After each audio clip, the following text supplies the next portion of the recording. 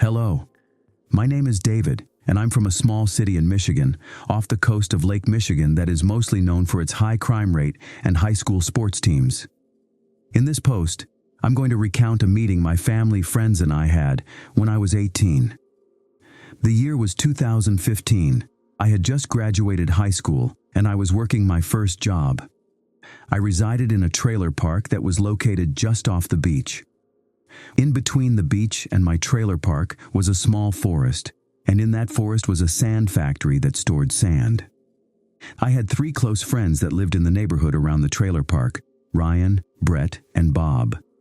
My stepdad worked as a cab driver, and I worked as a burger flipper, which left my mother at home alone most days. Our trailer was located right at the back of the park, and only the trees separated our trailer from the sand factory field. The trailer we lived in was old and beat up. It had siding missing underneath it, which left it open for any animals to possibly wander underneath. The first time hearing this thing, it sounded as if 2 cats were chasing each other full speed underneath our trailer. We could feel it from one end of the trailer to the other end. This was in the early days of June, and we didn't think nothing of it, being that we lived in a trailer park that was infested with stray cats. Sometime in the middle of the month, a neighbor approached my mom and advised her to get our siding fixed, as she had seen an abnormally large raccoon exit from underneath our trailer in the early morning hours. Now my mom, being left alone every night, began to hear noises in the trees right behind our home. She described these noises as a monkey screaming at the top of its lungs as loud as it could. She would try to explain what was going on to me when I got out of work every night, but I didn't think much of it. Until one day I heard the noises too. Neighbors started to complain about their pets coming up missing. Things started to get kind of creepy. That's when my mom met Luigi. Luigi was a large, muscular black man that stayed with his mom in the trailer park. I think my mom was standing outside one night smoking some weed when he walked by, and they struck up a casual conversation. Then he started in on his personal experience without any prior knowledge to my mom's experience. One night he was coming home and it was late. He seen a creature at the end of his road, which he believed was a dog. This had to be at least 50 yards from him. It began to approach him. He didn't pay it no mind, that is, until it stood up. He described this creature as an all-white beast that resembled a monkey with pitch-black pupils that stared into his soul. It began to run at him. He ran into his home as fast as he could, and before he could shut the door, this creature shoved his hand in the door, blocking it from closing. Luigi is at least 6'5", 250 pounds, and this man was screaming for his mother. When this thing finally left his home, it stole the lid off of his garbage can. This prompted my mother to figure out what the hell this creature was. It scared the shit out of her and intrigued her at the very same time. It haunted her thoughts. Still to this day it does. Her beliefs as to why this creature exists and what it is rattled her thoughts. It traumatized her. If I wasn't so young and naive, it probably would do the same to me. I don't live too far from where I used to live, and I still find myself shutting my doors on certain summer nights when I hear things outside that don't sound too promising. Following her hearing Luigi's story and continuing to hear the creatures scream in the evening hours, my mom began to ask around. Surprisingly, not very many of the residents had seen or heard anything, which is crazy because a lot of our neighbors had spent a lot of time outside. One night, my friends, Brett, Ryan, Bob, and I were hanging out at my house when we heard it screaming. It was already pretty dark out, but this prompted all of us, my mom included, to investigate. We first walked around the trailer park.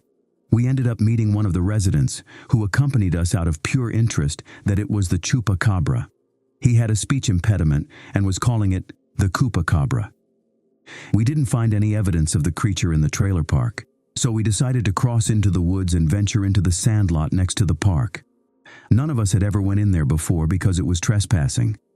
So, the trailer park sat on a 4-way corner, and on one side, towards Lake Michigan, was the sand lot, and on the other side of the park was the factory that ran the sand lot. The sand lot was full of big sand hills that were at least 20 feet tall, and a pond separated the lot from the factory. There was a trail from the entrance of the lot that curves around the hills and off into a wooded area, and in between these hills were patches of grass that were at least 4 to 5 feet tall. That night when we went in there, our search for this creature was unsuccessful. The resident we had befriended abandoned us once he had learned of our plans to trespass, so it was just the 5 of us. We were armed with a small flashlight and a BB gun. We were too stupid to realize if we had an encounter, we probably didn't stand a chance. We walked around on the trail for a little bit, thinking every noise and movement was the creature. And we ventured maybe 20 feet into the dark woods before we decided to turn around, because we were all too chicken shit to continue going further. We were shooting the BB gun in pure darkness, because we all had imagined we seen the thing. It was a joke to us. The crazy thing is that this sandlot was separated by about a mile-long stretch of woods that lead up to the beach, and my buddies and I would camp in these woods at the beach a ton this summer. On our walks back every morning, I would find myself staring into these woods, scanning them for any sign of the creature, all while feeling like I was being watched. About a week after our first search, my 3 friends and I found ourselves talking about the creature. Ryan thought the whole thing was BS. He thought my mom was insane. So we decided to venture into the sandlot once again, this time to prove him wrong. We armed ourselves with knives and the BB gun and a flashlight. We entered the lot just next to the entrance this time. I had flip-flops on and decided to take them off at the entrance and leave them where we entered, hidden in the woods.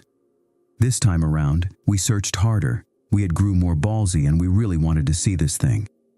We ventured into the dark trail deeper, and eventually we found ourselves on the beach of the pond that separated the lot from the factory. It was covered in these weird footprints that had 3 long toes in the front and 1 long toe in the back. There were 2 sizes. One was about 5 to 6 inches, and the other was about 2 to 3 inches. The whole beach was covered in them. We finally had something solid to investigate. We were too intrigued with these prints to realize that the security at the factory had spotted us trespassing. After scanning these prints for 10 to 15 minutes, we had decided to split up. Me and Bob, and Ryan and Brett. We were on one side of a giant sandhill and they were on the other side.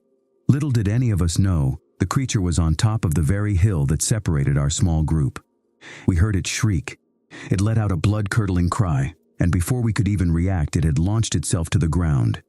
It stood there dead in the middle of the pass, its eyes pitch black, its body covered in white fur. It towered over us. It had to have been at least 7 feet tall with noticeable muscle definition, arms that slunk down to its knees, and long draggy ears that resembled Momo from Avatar: The Last Airbender. Within seconds it launched itself into the trees on the other side of the path, and those trees sat on a hill, so this thing had to have jumped at least 10 to 20 feet high. Bob and I didn't even have a moment to absorb what we just saw. I know we were both trembling in fear.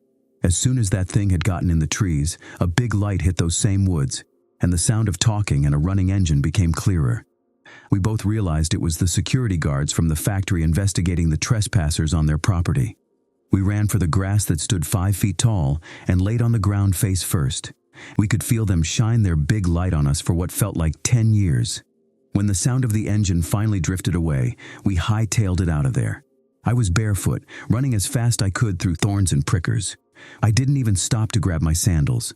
I had an adrenaline rush that could make a person come back from the dead. I'm not entirely sure what we did afterwards. I'm not sure whose house we went to or what we talked about. What I do know is that we never attempted to search for that thing again, and the agonizing screams from it were never again heard by any of us. I only lived in that park for a few more weeks before I moved. Still to this day, Ryan thinks we were messing with him.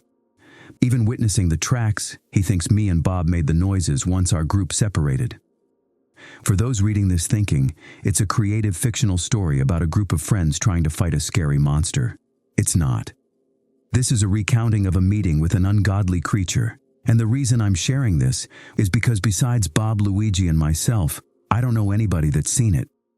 I don't know what it's capable of. I don't know why it exists, and I'm not even sure if it's still alive or not.